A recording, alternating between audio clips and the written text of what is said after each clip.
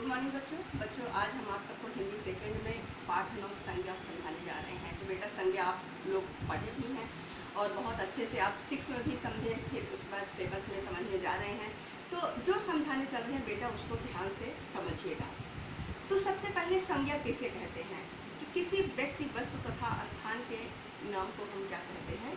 संज्ञा कहते हैं। किसी व्यक्ति, वस्तु, स्थान तथा भाव को बोध कराने वाले शब्दों को हम क्या कहते हैं? संज्ञा कहते हैं। फिर संज्ञा के भेद कितने होते हैं? संज्ञा के हमारे 3 भेद होते हैं। कौन कौन से होते हैं? व्यक्तिवाचक संज्ञा, जातिवाचक संज्ञा और हमारा भाववाचक संज्ञा। ये हमारी 3 संज्ञा होती हैं। पहला हमारा होता है व्यक्तिवाचक संज्ञा। अब व्यक्तिवाचक संज्ञा कहते हैं, किसे कहते हैं? जो संज्ञा शब्द किसी विशेष प्राणी, वस्तु तथा स्थान का बोध कराते हैं, हम उसे क्या कहते हैं? व्यक्तिवाचक संज्ञा कहते हैं। और चलिए आपको हम व्यक्तिवाचक संज्ञा का उदाहरण दिखाते हैं। तो देखिए आपका व्यक्तिवाचक संज्ञा क्या है? स्वतंत्र भारत के प्रधानमंत्री श्री नरेंद्र दामोदर दास मोदी जी हैं। तो अब हमारा इसमें क्या हो गया? ये हमारा भारत और नरेंद्र दामोदर दास मोदी हमारा क्या हो गया? व्यक्तिवाचक। कहा गया ना जो किसी विशेष प्राणी, वस्तु तथा स्थान का बोध कराते हैं। अब हमारा यहाँ पे भारत हमारा नाम तो दिया गया है, तो ये हमारा व्यक्तिवाचक हो गया। और प्रधानमंत्री श्री नरेंद्र दामोदर दास मोदी का भी नाम दिया गया है, ये हमारा केस में आ गया व्यक्तिवाचक संज्ञा में आ गया। फिर आपका है तुलसीदास जी द्वारा रचित ग्रंथ का नाम रामचरितमानस है। तो अब यहाँ पे क्या हुआ? तुलसीदास जी का भी नाम दिया गया है और यहाँ पे उन्होंने किस ग्रंथ की रचना की? रामचरितमानस की रचना की गया है। ये भी हमारा किसके अंतर्गत आता है? के अंतर्गत आता है। लेकिन इसके अतिरिक्त बहुत सारे आपके उदाहरण आ सकते हैं। जैसे कि मान लीजिए आप ले लीजिए कि आप देव और यश पार्क में गेम खेल रहे हैं, ठीक है ना, ये भी आपका हो गया। दिल्ली में इस्कॉन मंदिर है। तो आपके जैसे कि राम स्कूल जाता है, आपका राम भी आपका व्यक्तिवाचक संज्ञा में आ गया। तो इस तरीके से बहुत सारे शब्द जो व्यक्तिवाचक संज्ञा के अंतर्गत आते हैं। दूसरा है जातिवाचक संज्ञा। अब जातिवाचक किसे कहते हैं? जो संज्ञा शब्द संपूर्ण जाति का बोध कराते हैं उन्हें हम क्या कहते हैं? जातिवाचक संज्ञा कहते हैं। जैसे आज का युवक कल का नेता है, ठीक है ना। अब हमारा युवक ये भी किसका? जाति का ही बोध करा रहा है। फिर उसके बाद हमारा नेता, नेता कभी बहुत सारे नेता होते हैं, ये भी इसके भी क्या? जाति का ही बोध हो रहा है। राजा ने कवि का सम्मान किया। अब ये राजा भी हमारा क्या? जाति का बोध करा रहा है। कभी चाहे पुल्लिंग हो चाहे, ये तो नहीं दिया गया है ना कि कौन सा कवि, कवियत्री, कवि के अंतर्गत बहुत सारे आ जाते हैं। ये भी जाति का बोध करा रहा है। ये भी हमारा किसके अंतर्गत आ गया? जाति। जो संपूर्ण जाति का बोध कराता है उसे हम क्या कहते हैं? जातिवाचक संज्ञा कहते हैं। फिर उसके बाद बच्चे गमले में पौधे लगा रहे हैं, ठीक है, बच्चे गमले में बच्चे, ये भी हमारा जातिवाचक संज्ञा के अंतर्गत आ गया। इस तरीके से बहुत सारे एग्जाम्पल होते हैं जो जातिवाचक संज्ञा के अंतर्गत आते हैं। फिर भाववाचक संज्ञा किसे कहते हैं? भाववाचक संज्ञा किसे कहते हैं? अब बेटा आपका तीसरा आता है भाववाचक संज्ञा। ठीक, भाववाचक संज्ञा किसे कहते हैं? कह रहे हैं जो संज्ञा शब्द किसी के गुण, दोष, इस सब चीज का जो है वो कराते हैं, ज्ञान कराते हैं, बोध कराते हैं, उसे हम क्या कहते हैं? जिन शब्दों से किसी के गुण, दोष, धर्म, अवस्था आदि का बोध होता है उसी को हम क्या कहते हैं? भाववाचक संज्ञा कहते हैं। जैसे इसमें देखिए दिया गया है क्रोध मनुष्य का शत्रु है। अब इसमें क्या हुआ है? क्रोध हमारा क्या हो गया? भाववाचक संज्ञा हो गया।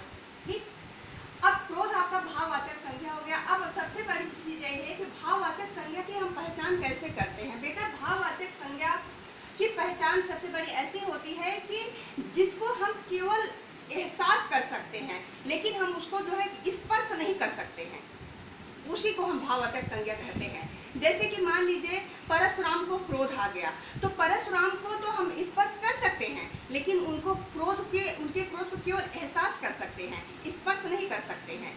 इसलिए क्या हो गया? वो भाववाचक संज्ञा। तो जिसको हम केवल एहसास कर सकते हैं, जिसको हम छू नहीं सकते, स्पर्श नहीं कर सकते हैं, हम उसी को क्या कहते हैं? भाववाचक संज्ञा कहते हैं। जैसे सैनिकों ने देश पर अपना सर्वस्व लुटा दिया। अब उन्होंने अपना सब कुछ लुटा दिया। अब उन्होंने क्या क्या लुटाया, ये बस खाली हम उसको सर्वस्व मतलब सब कुछ लुटा दे, खाली हम एहसास कर सकते हैं। अब उन्होंने क्या क्या किया इतना तो हम ये सब कुछ नहीं देख सकते, बस खाली उन्होंने अपना सर्वस्व लुटा दिया, उस चीज को हम एहसास कर सकते हैं। इसी को हम क्या कहते हैं? भाववाचक संज्ञा कहते हैं। फिर उसके बाद जैसे मान लीजिए सचिन की बल्लेबाजी ने सबको मोहित कर लिया। अब मोहित तो क्या मोहित कर लिया, हम केवल उस चीज को एहसास कर सकते हैं।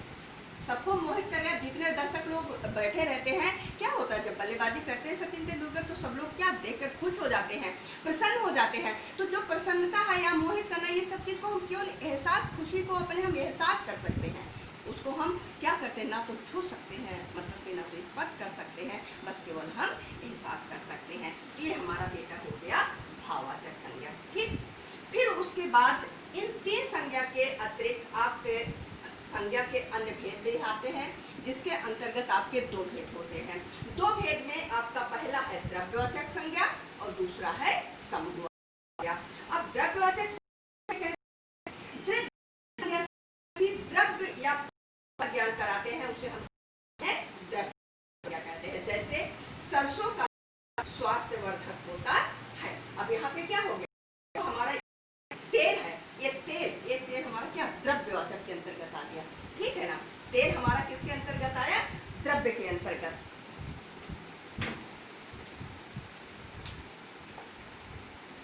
ठीक, ये तेल बेटा हमारा किसके अंतर्गत आया, द्रव्य के अंतर्गत आया। ये आपका थर्ड है भाववाचक संज्ञा। ये द्रव्य के, सरसों का तेल स्वास्थ्यवर्धक होता है। अब फिर दूसरा है आपका लिक्विड सॉलिड गैस भी पता। ठीक है बेटा, तो आपको पता चला ना कि सरसों का तेल स्वास्थ्यवर्धक होता है। ये जो तेल हमारा होता है, ये हमारा किसके अंतर्गत आ गया, द्रव्य के अंतर्गत आ गया।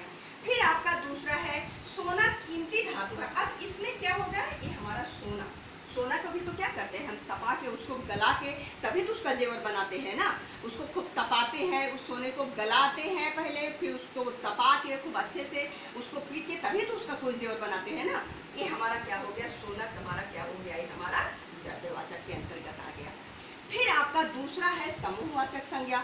समूहवाचक संज्ञा किसे कहते हैं, समूहवाचक जो पूरे समूह का हमें बोध कराता है। जैसे झुंड हो गई, भीड़ हो गई, कक्षा हो गया, ये सब किसके अंतर्गत आया, ये सब समूह के अंतर्गत आता है। जैसे मेरी कक्षा में 40 बच्चे हैं। अब मेरी कक्षा में 40 बच्चे हैं, तो कहाँ पे समूह किसका क्या हमें बोध करा रहा है, ये जो हमारी कक्षा है, कहाँ पे 40 बच्चे हैं, इस कक्षा में है ना। ये कक्षा ही तो पूरे समूह का बोध कराया हमें। ये जो हमारा कक्षा हो गया, ये क्या हो गया, हमारा समूहवाचक संज्ञा हो गया। अब सेना ने सदैव सीमा को सुरक्षित रखा है। अब देखो, अब हमारा इसमें हमारा क्या हो गया समूह, ये हमारी सेना, यही सेना ही तो हमें हमारी सीमा को क्या करता है, सुरक्षित रखता है, हमेशा हमारी सीमा को सुरक्षित रखता है। तो ये हमारा सेना जो है, सेना ये क्या हो गया, ये हमारा क्या हो गया, हमारा जो है समूहवाचक संज्ञा हो गया। तो बेटा सेना ने सदैव सीमा को सुरक्षित रखा है। अब क्या हो गया, ये हमारा क्या हो गया, सेना हमारा क्या हो गया, समूहवाचक हो गया। जैसे कि मान लीजिए बच्चों का झुंड जा रहा है, अब क्या हो गया, झुंड, ये झुंड हमारा समूहवाचक के अंतर्गत आ गया। तो बेटा ये आपका संज्ञा हो गया, आपका संज्ञा के भेद हो गए। और उसके बाद आपका संज्ञा के कितने भेद होते हैं, आपको हमने संज्ञा किसे कहते हैं उसका डिफिनेशन बता दिया, आपको व्यक्तिवाचक संज्ञा बता दिए, जातिवाचक बता दिया, भाववाचक बता दिया, भाववाचक की पहचान बता दिया। भाववाचक की सबसे बड़ी यह पहचान होती है कि जिसको हम केवल एहसास कर सकते हैं, उसको लेकिन स्पर्श नहीं कर सकते हैं, उसी को हम वही हमारी क्या होती है, भाववाचक संज्ञा होती है।